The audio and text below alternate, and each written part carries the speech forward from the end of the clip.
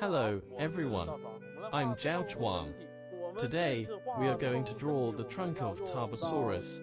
We'll use several colors to draw its trunk this time, and slowly show you the simple skeletal structure and muscle structure of dinosaurs, so that you'll know how to present details on dinosaurs. When drawing dinosaurs, including other animals, after drawing the outline, many people don't know how to express the fine structures inside. Once you have understood the process of drawing from the bones to muscles, to skin, you will know how to use these structures to enrich the picture. For example, why we should show the ribs in this position, how we depict the muscles on its legs, when it was alive, what the shape of the shoulder blades was, where the arms were connected, and where the legs were connected. All these will be clear after understanding the anatomy of dinosaurs. Now we draw its trunk. The anatomical structure of Tarbosaurus trunk is quite typical. We draw its inner structure with light colors, and reconstruct its outer structure with darker colors.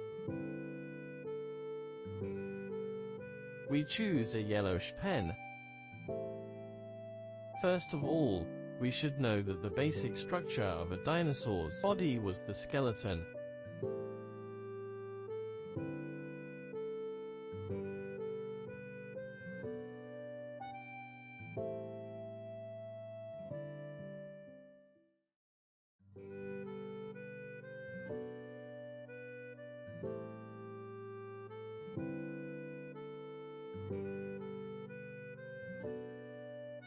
We draw a simple sketch of its skull. Then starting from the neck would be the spine, which was composed of several parts.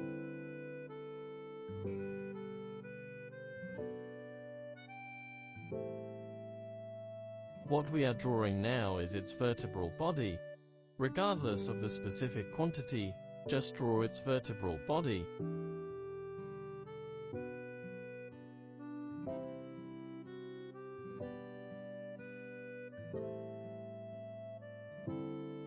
The spine was made up of several parts. One was the vertebral body, and there were neural spines on the top.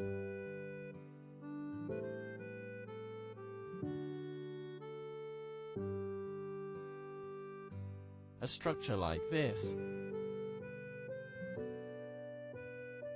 The side of the spine started at the neck.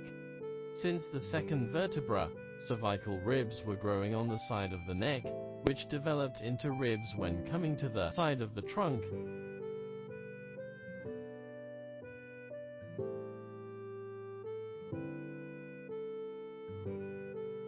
And the ribs together formed the rib cage.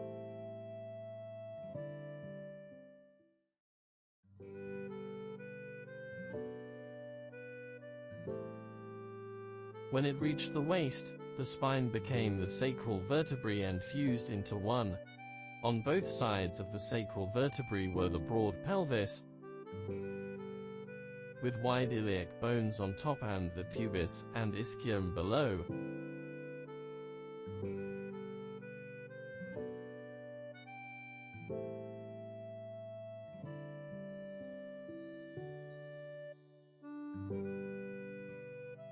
Then moving backward were the caudal vertebrae. The upper part of the caudal vertebra was the neural spines, and the lower part was the hemal arch that evolved from the rib, also known as the caudal rib. In the front, there was an oblique structure called the shoulder blade, which was generally of this shape. The two bones attached to the front of the shoulder blades were called the coracoid, and the two coracoids buckled together to form its chest. Then there were its upper arm, forearm, and hand.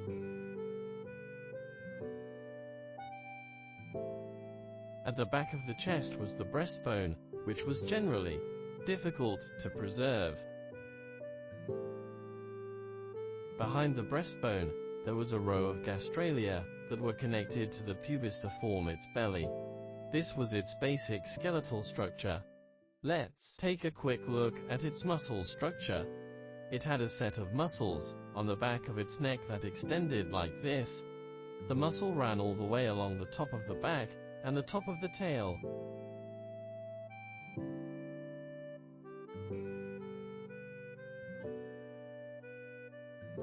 forming a structure that pulled its back and kept it from falling apart. On the shoulder blades, a large triangular muscle extended forward to raise the neck,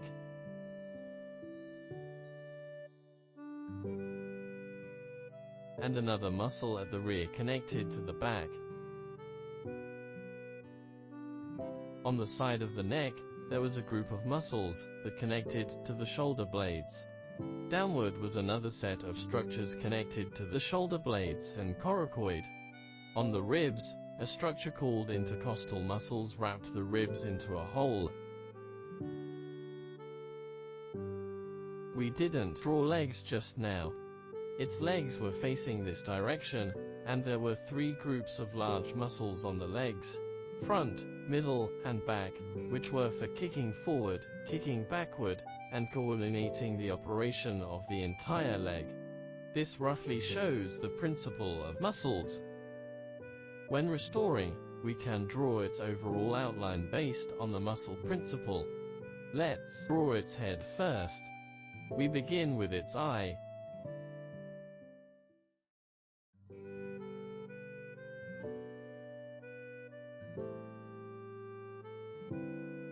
Then its head, its dorsal side,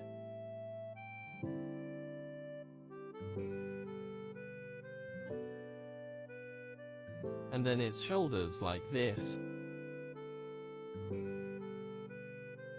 Draw some wrinkles at the base of the arm, the upper arm, the forearm,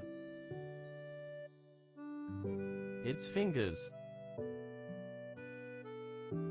the belly,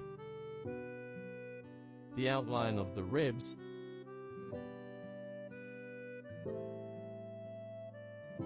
and some texture of the back muscles. Under the strong light, we could vaguely see such marks on its ribs, in this direction. Forward, we draw its neck. There was a group of muscles on the dorsal side of the neck.